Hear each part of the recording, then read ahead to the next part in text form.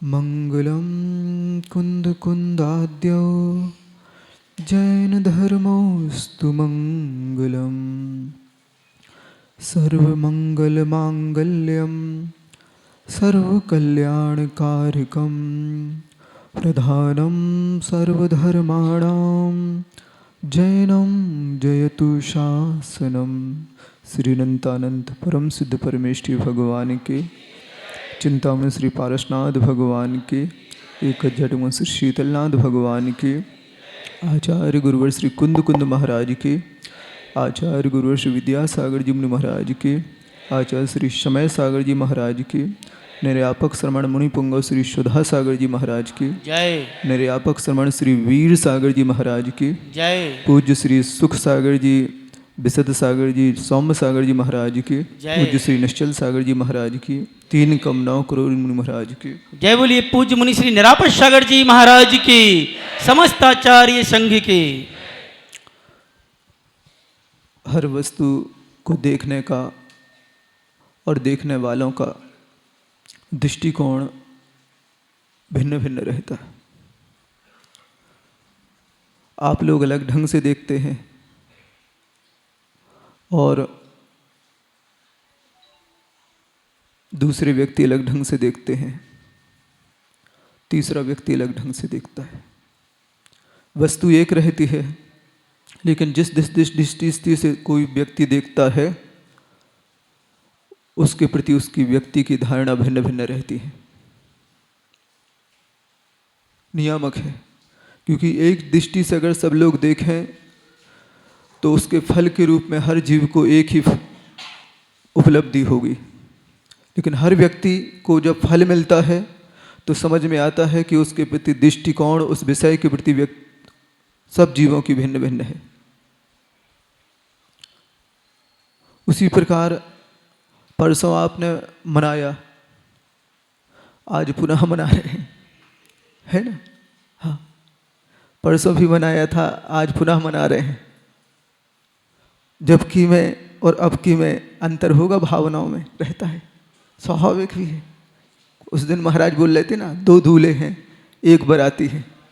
महाराज भूल गए हैं, अगर 2 दूल्हे हैं तो दूल्हे कहलाते ही नहीं हैं, क्योंकि जो विशेष होता है वही दूल्हा कहलाता है। सुन रहे ना? हाँ, साधर्मी तो बहुत हो सकते हैं, लेकिन जब दूल्हे वाला भाव उत्पन्न होता है तो सेहरा एक पहनता है और इतने सारे बाराती रहते हैं। 2 बाराती भी नहीं होते, ध्यान रखो, है कि नहीं? कोर्ट मैरिज वाली व्यवस्था में 2 बाराती संभव हैं, लेकिन ये भारतीय संस्कृति है, एक दूल्हे के साथ इतने सारे बाराती रहते हैं। होता है कि नहीं? हाँ, क्योंकि कोर्ट वाली व्यवस्था में भली 2-4 बाराती हों, अलग बात है, लेकिन भारतीय संस्कृति में तो एक के साथ इतने सारे पीछे बाराती होते तो वो दूल्हा कहलाता, और 2 हो जाएं तो दूल्हे की गिनती नहीं आती, क्योंकि जो मुखिया रहता है ना, हमने क्या कहा, साधर्मी बहुत सारे हो सकते हैं, लेकिन जो मुखिया रहता है, दूल्हा रहता है, अगर और संख्या बढ़ जाएगी तो एक का महत्व समाप्त हो जाएगा। यहाँ के और हैं एक पूज्य श्री विशद सागर जी, उनको भी अपन यहीं से नमोस्तु करते, उनका भी आज दीक्षा दिवस है। और भी महाराज हैं अन्यत्र स्थानों पे। जब पठारी में थे तो पूज्य विशद सागर जी ने हमसे कहा, बुलाया और कहा कि महाराज ऐसे ऐसा हो गया। हमने क्या हुआ? तो जिंतूर पहुँचते पहुँचते ऐसी घटना घट गई। उस समय चूँकि हमारा ज़्यादा किसी से संपर्क नहीं रहता, हम और हमारा स्थान जहाँ बैठे हैं, बाकी 90-99% हमारे किसी दुनिया की जानकारी रहती नहीं है। प्रवृत्ति इस ढंग की है कि जानकारी रखने का भाव भी नहीं आता। क्या हो रहा है दुनिया में कोई मतलब नहीं रहता। कोई बता दे तो ठीक है, नहीं तो हमें वहीं के वहीं रहने के बाद भी कोई जानकारी नहीं रहती। उन्होंने कहा कि ऐसे ऐसा हो गया तो हम बिल्कुल स्तब्ध रह गए, क्योंकि कुछ ही समय पहले पूज्य निकलंग सागर जी का इस ढंग से हुआ। मुनि श्री प्रशांत सागर जी का और महाराज के बारे में जब सुना तो हम बिल्कुल, कैसे हो गया जी? क्योंकि संभव नहीं, कभी इस ढंग की कल्पना ही नहीं थी। कुछ इस ढंग से होगा तो उस तरह दिमाग सनक गया कि पूरे संघ पे अलग अचानक कैसा होने लगा। कैसी उस समय माहौल भिन्न चल रहा था, पूरी के चारों तरफ से हो गई। एक सामायिक हम करके आए थे शाम की, और महाराज ने अचानक बुला लिया, तो फिर अब दूसरी बात में करनी थी।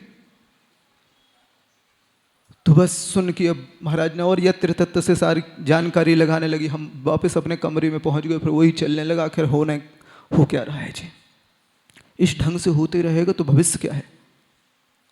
हम उसी अधेड़ वन में सुबह की सामायिक भी इसी ढंग से हुई कि भगवान क्या करें, हम इतनी दूर हैं, चाहते हुए भी कुछ कर नहीं सकते, क्योंकि लगभग होगा 700-800 किलोमीटर से भी ज़्यादा होगा, 800-900 किलोमीटर होगा।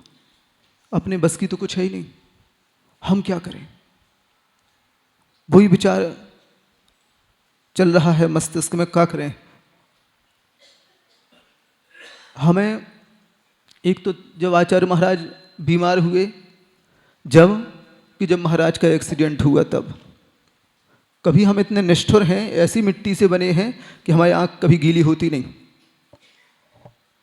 कभी आते ही नहीं। हम तो क्योंकि हम रोज मृत्यु को याद करते, हम पर्यायों को बदलना का नाम मृत्यु है, अपनी जो धारणा बनी है, इससे ज़्यादा कुछ नहीं। जैसे तुम अपने कपड़े बदल लेते ना, हमारी धारणा है बस कि शरीर बदल के वहाँ अन्यत्र चला गया।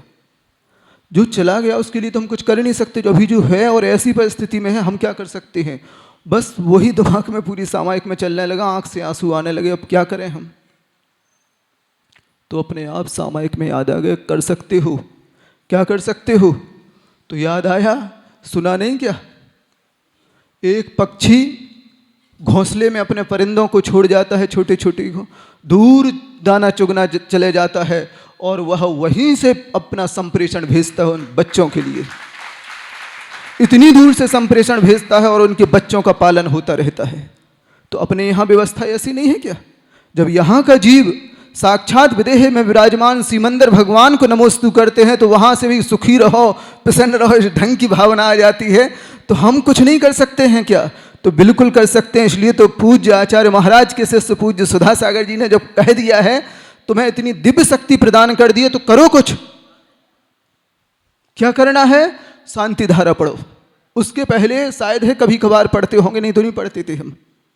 तुम शांति धारा बोलो, क्योंकि उनने जो शुरू किया है पूज्य मुनि पुंगव श्री सुधा सागर जी ने शांति धारा का, एक ऐसी उस पक्षी की भांति संप्रेषण भेजने का इतना जबरदस्त तरीका है कि अभी तो उन्होंने उद्घाटित कर दिया। हम तुरंत जो महाराज ने कहा वो तो बिल्कुल सॉलिड है, क्योंकि उन पे भरोसा हमारा पक्का है। उन्होंने जो कह दिया वो पक्का है, हमारा नहीं, पूरी दुनिया का भरोसा पक्का है, सबका पक्का रहता है। उन्होंने जो 44-45 साल जिया है, उसमें इतना भरोसा जबरदस्त कर दिया है कि हर व्यक्ति, विरोधी भी क्यों ना हो, उन पे भरोसा करता है। जिस प्रकार रावण राम से युद्ध लड़ रहे, अंतिम समय जब मृत्यु को उन्मुख हुआ तो क्या बोल के जाते हैं? तो वैष्णव संप्रदाय के अनुसार, मत के अनुसार, रामचंद्र की जय, हे राम बोल देते हैं। जिनसे युद्ध कर रहे हैं उनका नाम ले लेते हैं, तो उन्हें भी यह केवल भरोसे का काम है। जिनके पास आमने सामने खड़े हैं, अंतिम श्वास पे राम का नाम आता है। उसी प्रकार पूरी दुनिया को पूज्य सुधा सागर जी जो बोल देते हैं, उस पर भरोसा रहता है। जो उन्होंने कहा बस उस पर भरोसा है। हमारा भी इस ढंग से हम जाते थे, हम अभिषेक देखने जाते थे, शांति धारा देखने जाते, लेकिन पढ़ते नहीं थे। लेकिन उस दिन पहली बार हमने उनसे, व्यक्ति से कहा, चश्मा साथ में ले गए हम, और उनसे कहा आज हम पढ़ेंगे। महाराज अभी तो पढ़ते नहीं थे, हमने कहा आज पढ़ेंगे हम, क्योंकि आज हमें आवश्यकता है। हम और कुछ नहीं कर सकते हैं, तो यह तो काम कर सकते हैं। बस उस दिन का दिन है, और बस भगवान के सामने जब भी मैं या तो काम करता नहीं हूँ, और जो काम करता हूँ तो पूरी तन्मयता से करता हूँ। बेईमानी वाली बात हमारे पास नहीं रहती कि हम मन कुछ और हो, अंदर कुछ हो, नहीं बनता। जो मुख से निकल रहा है वो सॉलिड निकल रहा है, प्योर निकल रहा है। तो बस उस दिन हमने भगवान के सामने खड़े, वहाँ धारा शुरू हो गई, और अपने आप पूज्य महाराज श्री का चेहरा सामने आ गया। क्योंकि हम जानते हैं हमें अब संप्रेषण भेजना है, जब हम पूरी तन्मयता बनाएंगे, जब हमारा प्रभाव पड़ पाएगा। हम अकेली नहीं है, पूरी दुनिया रही, और बस शांति धारा करते करते अपने आप वो चीज़ें आई कि यह पूर्ण रूप से स्वस्थ हो जाए, स्वस्थ हो जाए, स्वस्थ हो जाए इस ढंग से, क्योंकि हमने इसके प्रभाव देखने लगे। और उस दिन के बाद लगातार फिर उसके बाद पूज्य मुनि श्री पुनीत सागर जी, पूज्य मुनि श्री आनंद सागर जी, इनके स्वास्थ्य के बारे में सोचा सुना तो इनके भी नाम उच्चारण करने लगे, नियति बन गई। और जो आर्यका गुरुमती जी के बारे में सुना तो उनके स्वास्थ्य के बारे में। तो हम पूज्य 3 महाराजों का नाम तो लगभग 6.5 तक, मतलब 1 साल से ऊपर लगातार शांति धारा में रोज नियम से नाम लेते थे कि बस यह स्वस्थ हो जाए, क्योंकि एक जिन मुद्रा का निर्माण होना महा उपलब्धि है। सैकड़ों हजारों जिनालयों का निर्माण होना और एक जिन मुद्रा का निर्माण होना और सुरक्षित बने रहना है ना, बहुत मंदिरों से भी बड़ा काम है, बहुत बड़ा काम है। बस लगातार जब हमने कुंडलपुर में इन्हें चलते हुए नहीं दौड़ते हुए देख लिया तो हमने कि बस इतना ही पर्याप्त है, अब हमारा भाव न लगे नाम लेवे में, क्योंकि जब तक आवश्यकता है जब तक हम हैं, और जब तुम्हें आवश्यकता नहीं है तो हम फ्री हैं, हमें टेंशन नहीं है।